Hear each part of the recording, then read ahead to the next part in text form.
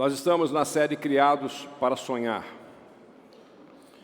e estamos aprendendo a sonhar os sonhos de Deus para as nossas vidas. Sonhar os sonhos de Deus é um jeito poético de falar a respeito de descobrir, de viver, de nos engajar com a vontade de Deus para a nossa vida.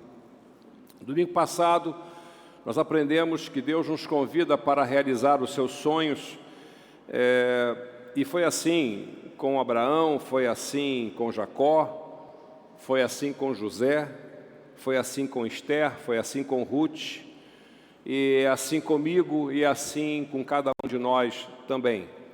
Mas para que isso seja possível, para que possamos viver os grandes sonhos de Deus para as nossas vidas, nós aprendemos que é necessário que eu esteja disposto a me oferecer completamente a Deus como sacrifício vivo, santo e agradável a Ele. Preciso me comprometer com o processo de transformação, e você sabe que mudança no contexto do Evangelho, no contexto do Reino de Deus, sempre acontece de dentro para fora e não de fora para dentro. Eu preciso pedir que a palavra de Deus, que habita em mim, continue então com o seu bom fermento no processo de transformação dos meus pensamentos, da minha vida, dos meus valores. Eu preciso me livrar de um monte de coisas que me atrapalham a correr a caminhada com Deus, e eu preciso conhecer, e eu preciso valorizar e a usar tudo aquilo que Deus tem colocado em minhas mãos. É um grande desperdício imaginar que Deus nos dotou de dons, de talentos, de capacidades, e que essas coisas não são colocadas, nós precisamos tomar. Não adianta sonhar se nós não estivermos dispostos a tomar decisões, e muitas delas decisões corajosas. Colocar o pé na estrada dos sonhos de Deus para nós vai requerer que sejamos capazes de tomar decisões que nem sempre são fáceis de serem tomadas. Por exemplo, Noé. Deus compartilhou com Noé o sonho de salvação.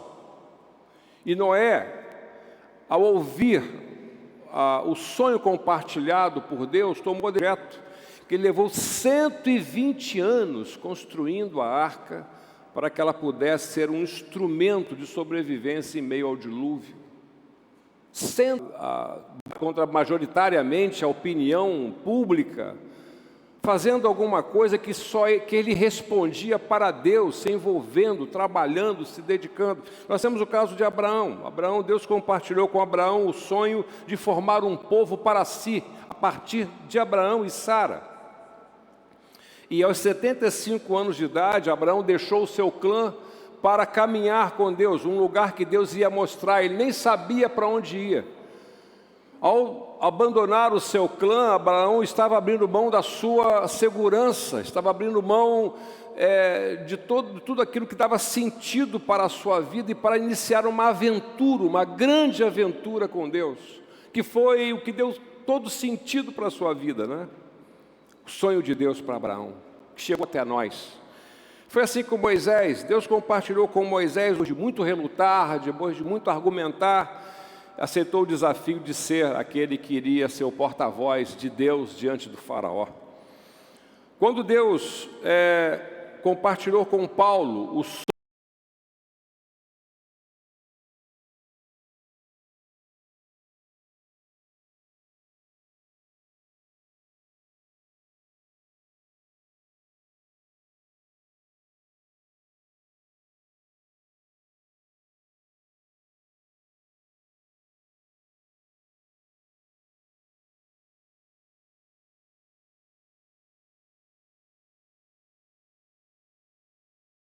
de evangelizar os gentios, e Paulo precisou deixar de ser Saulo para se transformar no apóstolo dos gentios. Lá estava o servo de Deus abraçando um sonho, que para muitos seria impossível, abraçando um sonho, e esse evangelho chegou até nós porque esse homem abraçou esse sonho. Jesus Cristo foi assim também, nosso Senhor Jesus. Deus enviou o seu Filho unigênito para que todo aquele que esse evangelho tivesse condição de chegar ao nosso coração. O Filho de Deus se deu na cruz por nós e ressuscitou. Sabe, meus irmãos, hoje nós temos a honra de contar aqui com a organização que já se apresentou, evangélica, os Gideões Internacionais, que responde pelo sonho de ver o conhecimento da sua glória cobrindo toda a terra, assim como as águas cobrem o mar. Mas isso não aconteceria até que 1998, nos Estados Unidos da América, 3 homens de negócios, Samuel Hill, John Nicholson e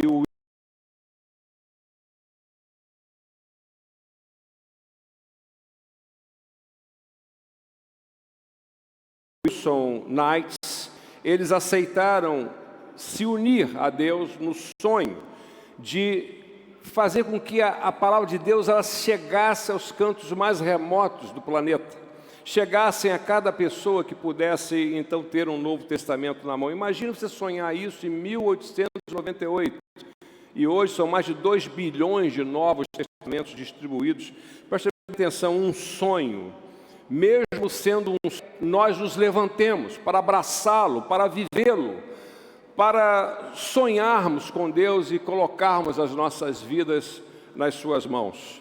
Agora, para tomar decisões com Deus, você vai precisar da sabedoria que vem de Deus. Há um tipo de sabedoria que só Deus pode nos dar quando nós estamos empenhados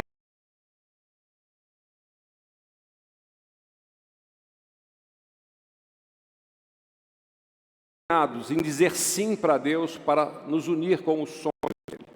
É por isso que a Bíblia Sagrada nos ensina a buscar a sabedoria que vem de Deus. O pastor Tiago, na sua carta, nos ensina dizendo o seguinte: se algum de vocês tem falta de sabedoria, peça a Deus, que a todos dá livremente, de boa vontade, de sabedoria. Deus recebe. Fechar a porta do seu quarto, lá como Jesus ensinou, entrar no seu quarto de oração. Deus vai responder essa oração feita por qualquer um de nós que buscar a sua face. Isso faz todo sentido para mim, sabe por quê, irmãos? Porque se eu estou empenhado a realizar os sonhos de Deus, que Deus tem para a minha vida, se eu estou empenhado a me unir a Ele nos sonhos que Ele tem para mim, então faz muito sentido eu perguntar para Ele de que forma eu poderei realizá-los. Não faz sentido isso? Você não tem que tirar soluções da cartola para que você possa servir a Deus. Não, você pode pedir a Ele, pedir que Ele o abençoe. O livro de Provérbios diz assim: quem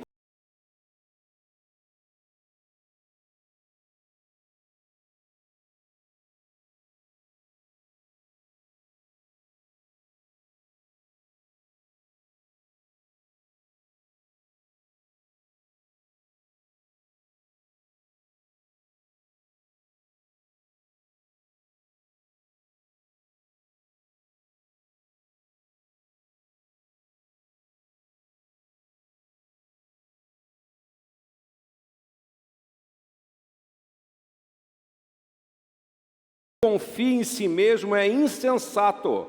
Nós vivemos num tempo, irmãos, que as pessoas dizem, todos os lados, confie em si mesmo, confie nos seus sonhos, confie em você mais do que qualquer outra pessoa, ouça o seu coração. Isso é uma mensagem satânica. Isso não tem nenhum amparo nas Escrituras Sagradas. Isso não tem fortalecido. Por que você vai precisar de uma sabedoria que vem de Deus para viver os sonhos de Deus? Porque para realizar os sonhos de Deus, você vai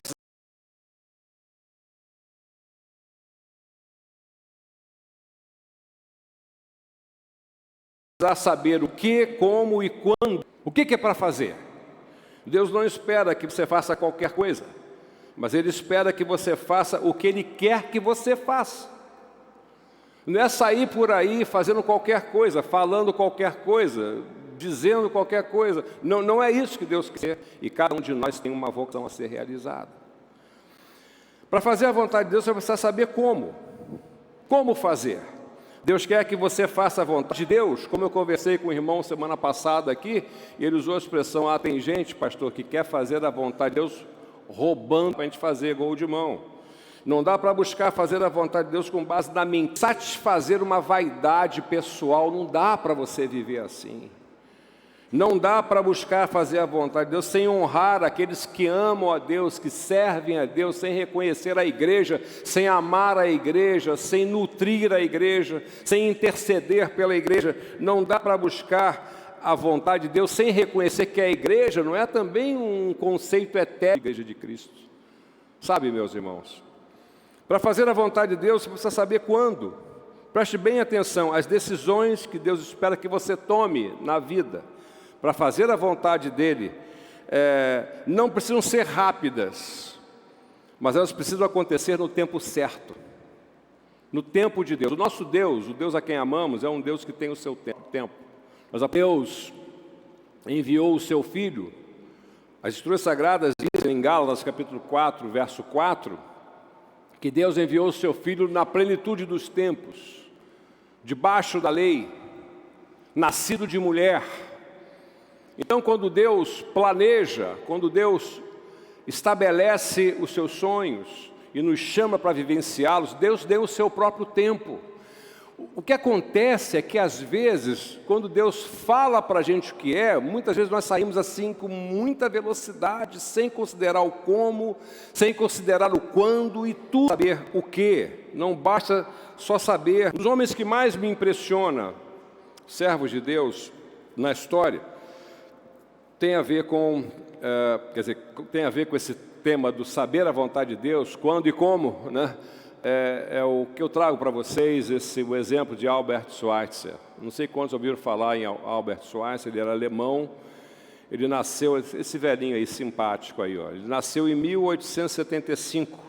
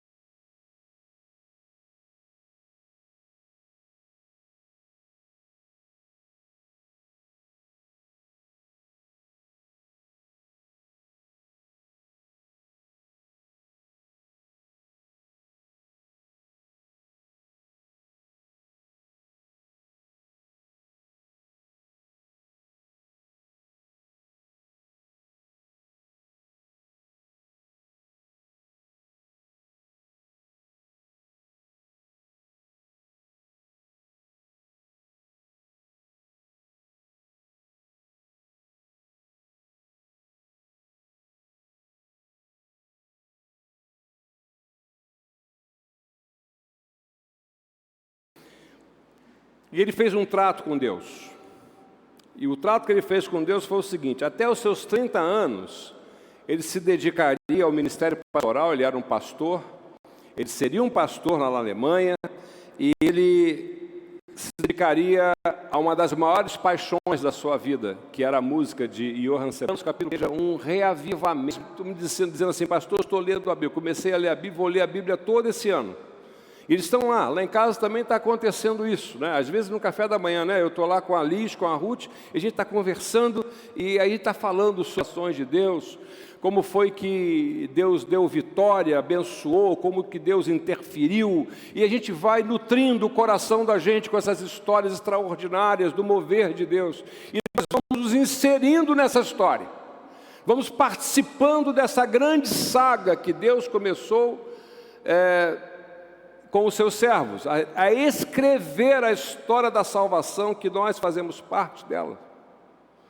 E nos inserimos nesse contexto, tão coração com a palavra de Deus, e nós vamos então alimentando o nosso imaginário, alimentando o nosso coração, alimentando as nossas esperanças, para que nós também possamos fazer parte desse grande movimento de Deus. A segunda fonte de sabedoria que vem para nós, de Deus, tem a ver com a ministração do Espírito Santo em nossas vidas. Jesus, no seu discurso de despedida, que está registrado lá no Evangelho de João, capítulo 14, ele se referiu ao Espírito Santo como Parácletos, isto é, aquele que é o conselheiro, que é o encorajador, que é o consolador, que é o intercessor, que está junto. Ele disse que o Espírito Santo estaria conosco, o Espírito Santo na sua vida. É por essa razão que o Espírito Santo, que o apóstolo Paulo nos exorta, dizendo: deixem-se encher pelo Espírito. O Espírito Santo não nos enche, meus irmãos, como um líquido enche uma garrafa. O Espírito Santo nos enche como alguém que governa uma casa. E quando nós estamos debaixo da administração do Espírito Santo, nós temos discernimento, sabedoria, equilíbrio, prudência, mas também grande coragem no Senhor, para esperar aquilo que está muito além das nossas capacidades. Que maravilha, uma vida cheia do Espírito Santo, irmãos. Que maravilha. A terceira fonte está na multidão dos conselhos. Os irmãos que nos amam, os irmãos que nos conhecem e que temos a certeza de que andam com o Senhor de todo o coração, são pessoas com quem nós devemos andar. Pessoas que andam com Deus têm algo a nos dizer. Pessoas que obedecem a Deus têm algo a compartilhar conosco. Ou não tem? Claro que tem. Eu tenho pessoas que, vez por outra, passo a mão no telefone, ou WhatsApp, ou marco um café, e compartilho, e abro meu coração, e pergunto como foi que ele enfrentou aquela experiência, como foi que ele viveu, e é um manancial de gente que anda com Deus. Aquilo é um manancial, uma coisa maravilhosa. Se você não tem ninguém assim que possa ouvi-lo, ouvi-la, que você possa colocar as situações da sua vida para compartilhar, eu encorajo muito a você encontrar. Eu até me coloco à disposição, não que eu seja um manancial, mas um córrego de rio pequenininho assim, dá para ajudar, porque como eu tenho sido ajudado, posso também ajudar, e cada um de nós pode ajudar.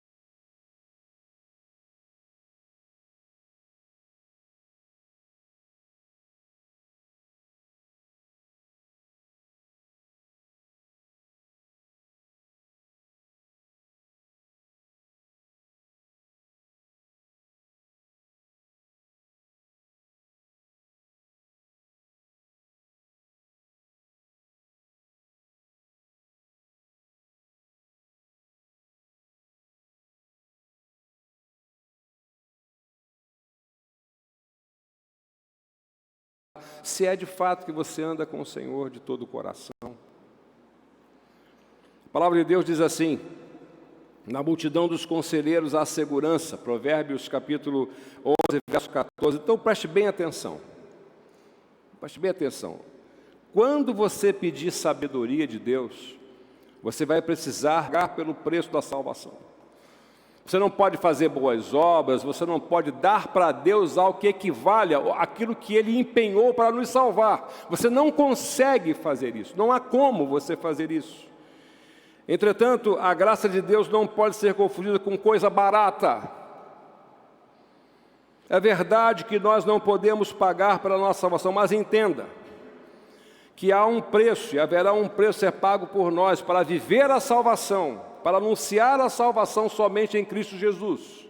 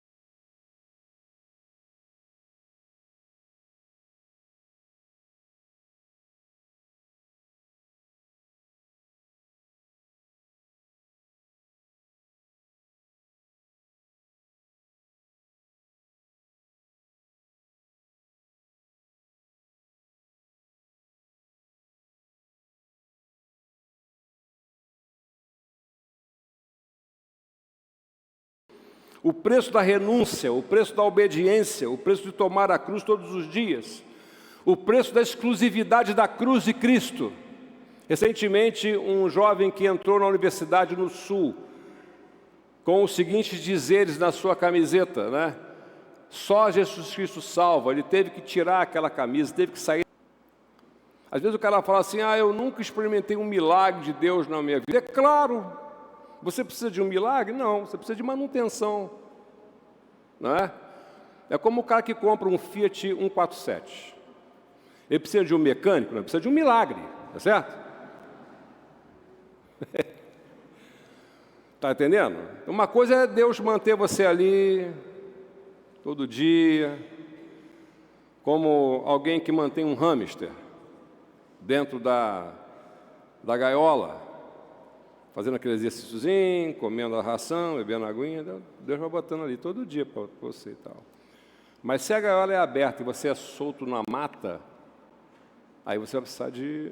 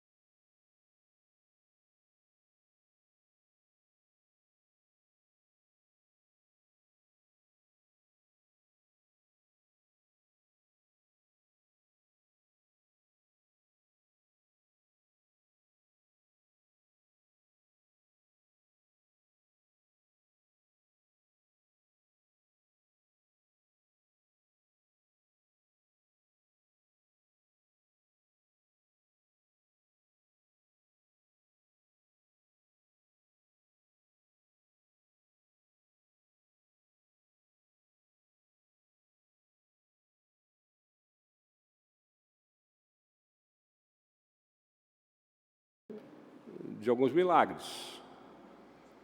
Você quer colocar os pés na estrada dos milagres de Deus? Então você precisa sair desse lugar que você está